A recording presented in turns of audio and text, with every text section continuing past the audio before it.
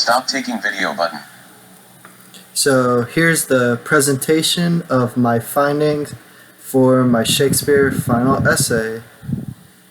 So I researched what theories there are about different identities for Shakespeare. Apparently there's people known as anti-Stratfordians who don't believe that William Shakespeare of Stratford-upon-Avon, the city where the guy was born in, they don't believe that he was actually the author of the works that are attributed to him.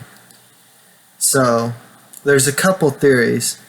One of them thought that Sir Francis Bacon was the actual guy, but after my research, I don't think so.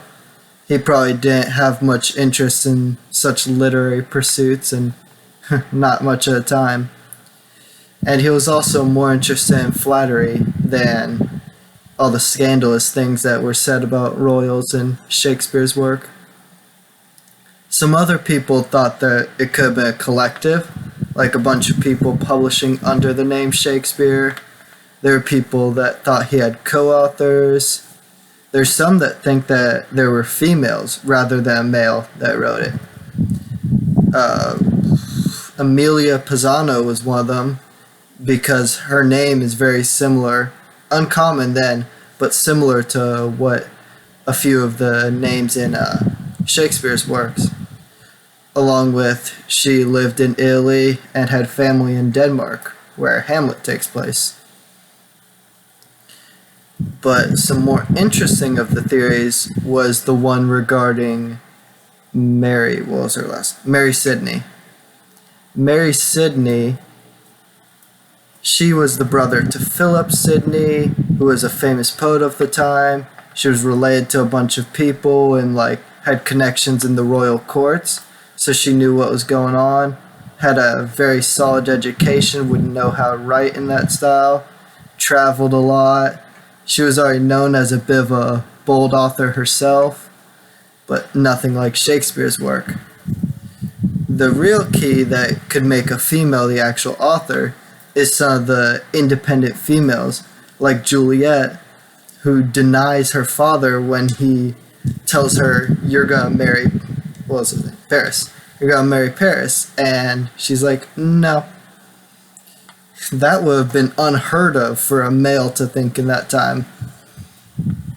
And same with Helena, that girl from A Midsummer's Night. She telling her father she wasn't gonna marry the guy because the guy with the guitar in her window was he was suave.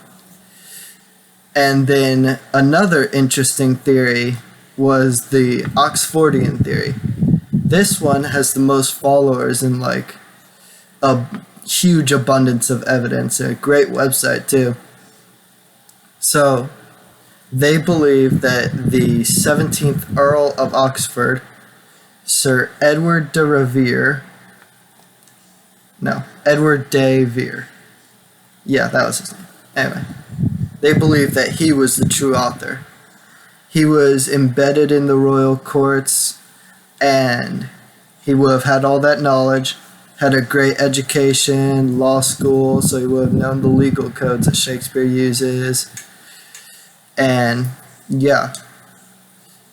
But as an aristocrat, he would have published using a pen name. And William Shakespeare just seems like the perfect pen name for him. He was known as a champion jouster, which pretty much means he shook a spear around. Also, he was a great student of Greco-Roman history, and Athena/Minerva was known as the goddess of wisdom and a patron of the arts.